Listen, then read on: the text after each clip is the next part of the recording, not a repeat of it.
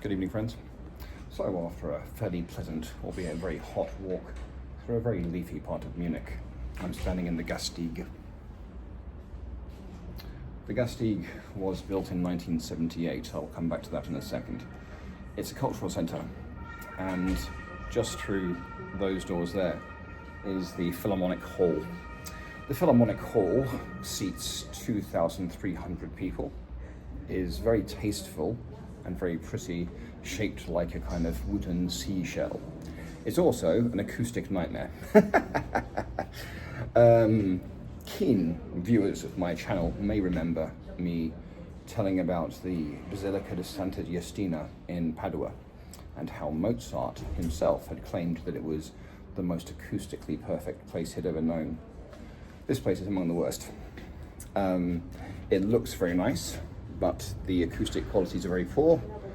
Apparently Leonard Bernstein, when asked about this place and what he thought of the Philharmonic Hall, he said they should burn it.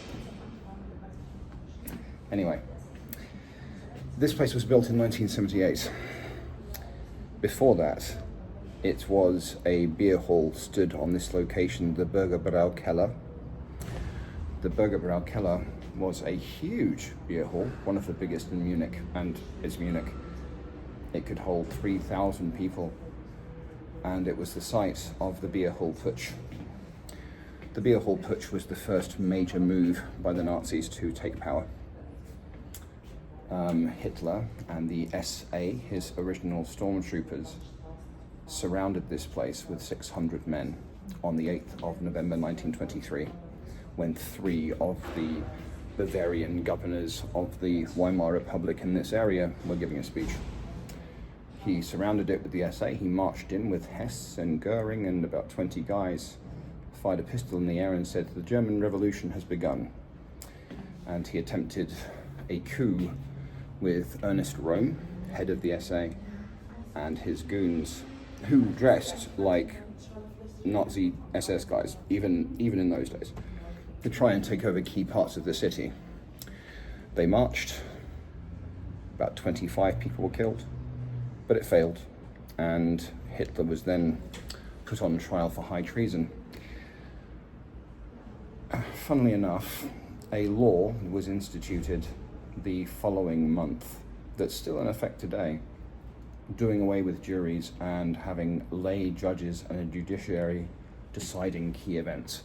Unfortunately for Germany and the world, the lay judges assigned to Hitler's case were vehemently pro-Nazi, and for high treason he was given a 5-year sentence, of which he served 9 months. And he spent that time in a comfortable room with armchairs dictating Mein Kampf to Rudolf Hess. When he was released in February of 1925, this was the place that he came. At his trial, he had claimed sole responsibility for the Putsch, thereby really cementing his role as the leader of the Führer. And this place was where he came to announce the rebirth of the Nazi Party. On this place, this location. And 5,000 men turned up, 2,000 were turned away and hung around outside like they were outside of a football game. And that was where the Nazi propaganda machine, the iconography, was all solidified, and they determined to work within the law from then on. So, where I'm standing was essentially Nazi holy ground. It was commemorated, and every 8th of November from 1925 until 1933, and Hitler came here with his chief guys, remembering the fallen and giving a big speech and having lots of beer. 1933, things changed slightly because that's when Hitler was elected Chancellor of Germany, but he still gave the speech every year on that date. Anyway, yeah.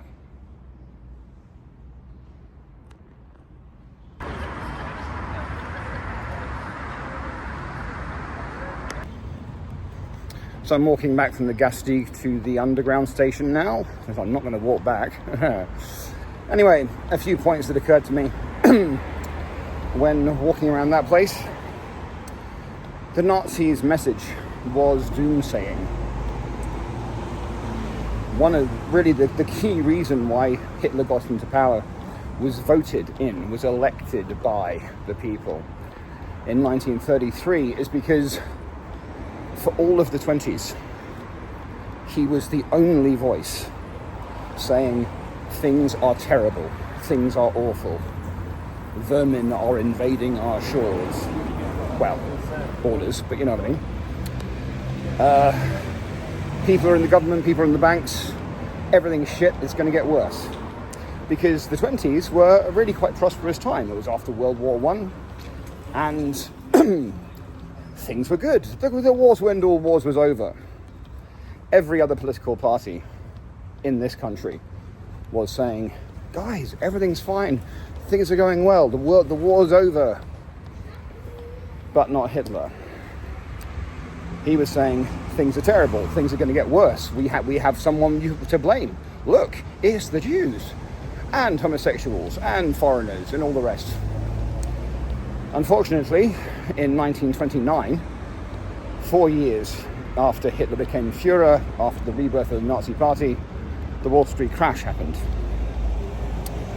And suddenly, very, very swiftly, things got very bad. The Great Depression swept the world. People were going hungry, looking for someone to blame, and Hitler was the only voice that had told the truth for oh so long. So, blaming everyone but themselves, really.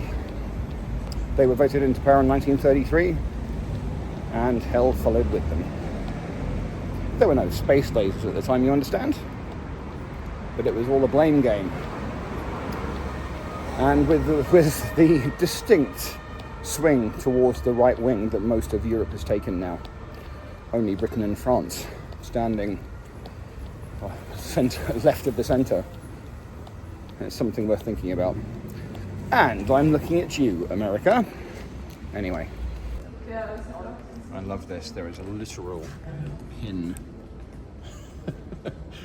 as a "you are here." It's brilliant.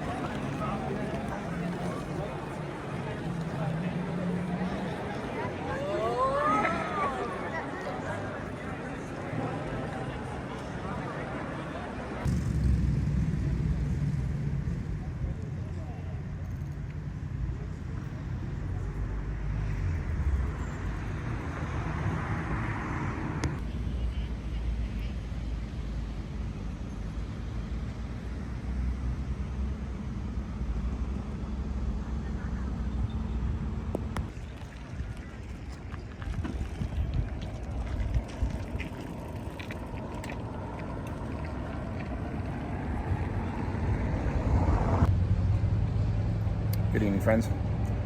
So I'm on my way back to my place. I'm just stopping off at Königsplatz, which is a large plaza in Munich with 3 very large buildings in the neoclassical style.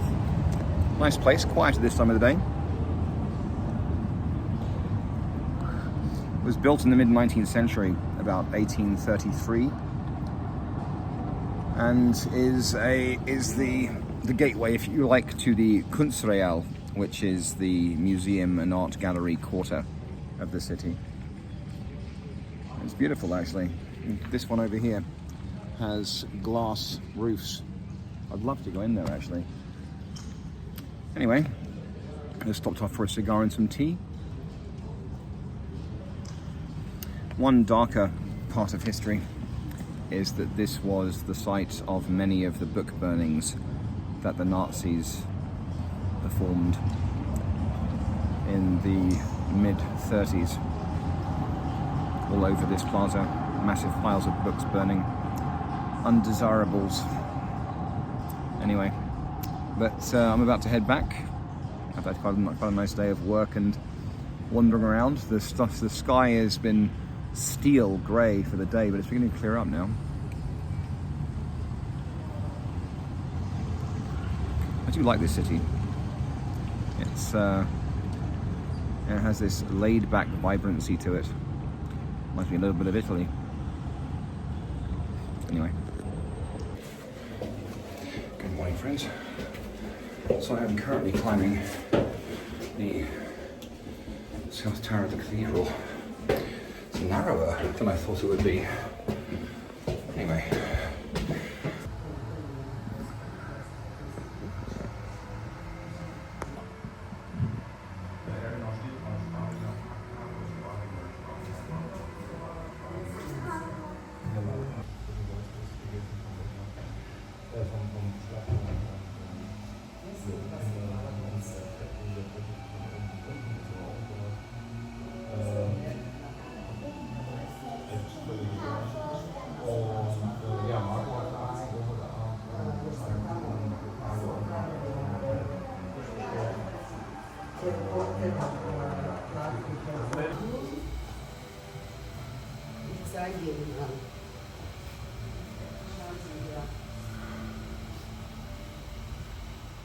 Das ist Frauenkirche und das ist, also die Fenster sind da, das sind die Türen.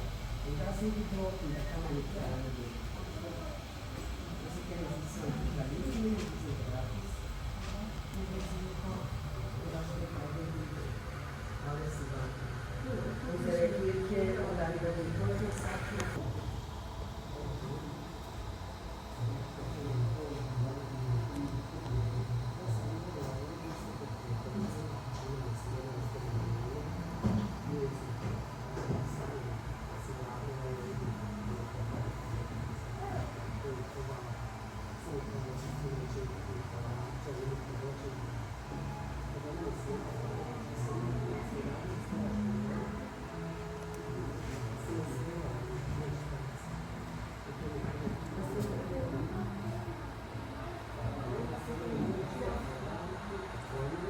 Das ist noch so.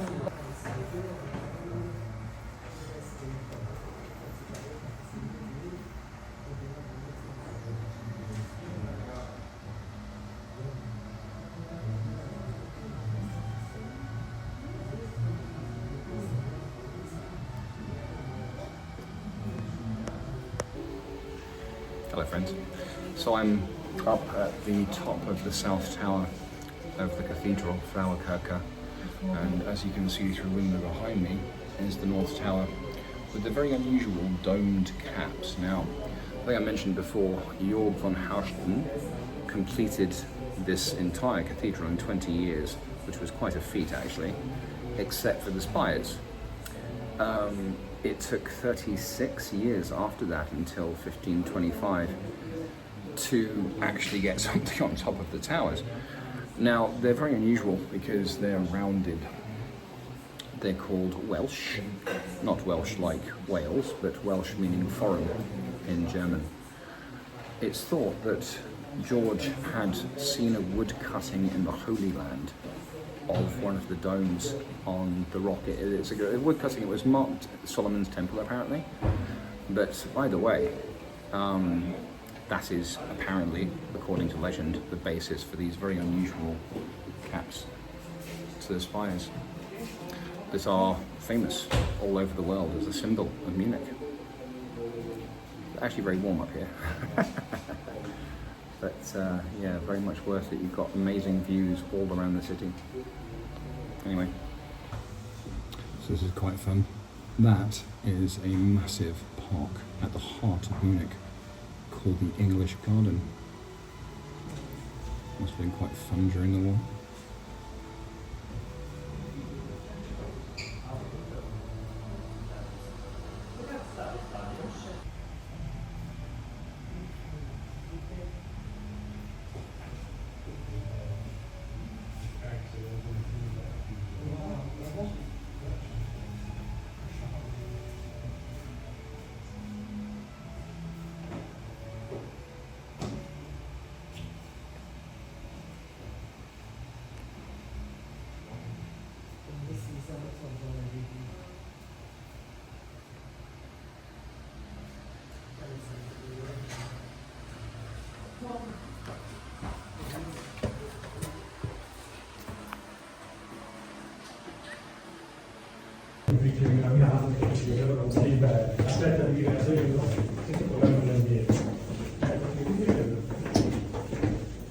Quindi comunque una città, poi non è proprio fondamentale. Definitely not as bad as the one in Florence.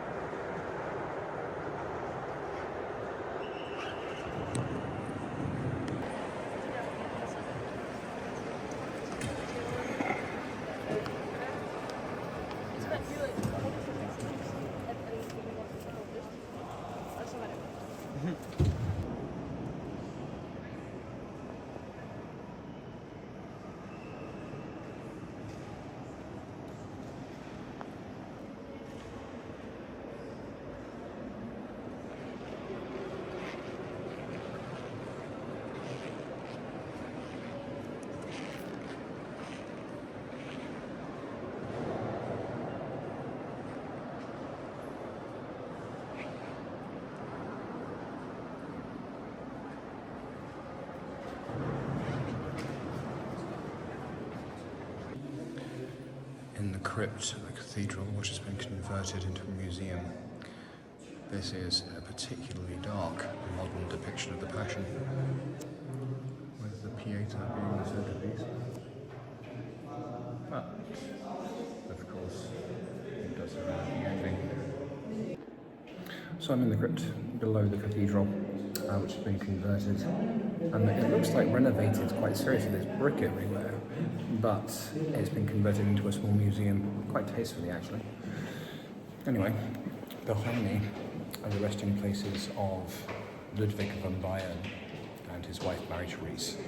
Late 19th century, I think he died in the early 1900s. Von Bayern is the family name of the ducal family, which of course is why they call their city football team Bayern Munich. And on the other side, the much older, with Kaiser Ludwig IV von Bayern, and if you look down, just all of his descendants, all the way down.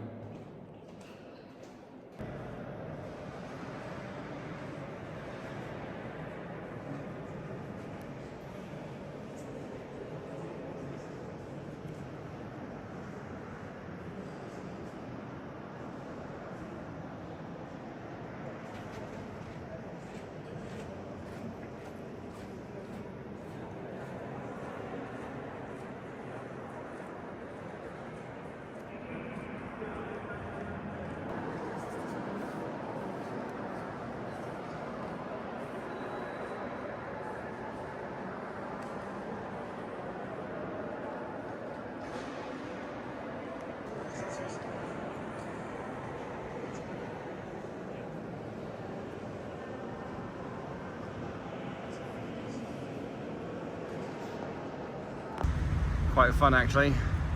A central Munich Mercedes-Benz office building, and the entire wall is decorated with cars. Yep. When the fire alarm goes off at 7:30 in the morning, say hi, Sophia. So, just leaving Munich, on my way to Nuremberg for the week. Looking forward to it actually, I've heard excellent things. Anyway, so as always, if you like what I do and how I'm doing it, please do like and subscribe.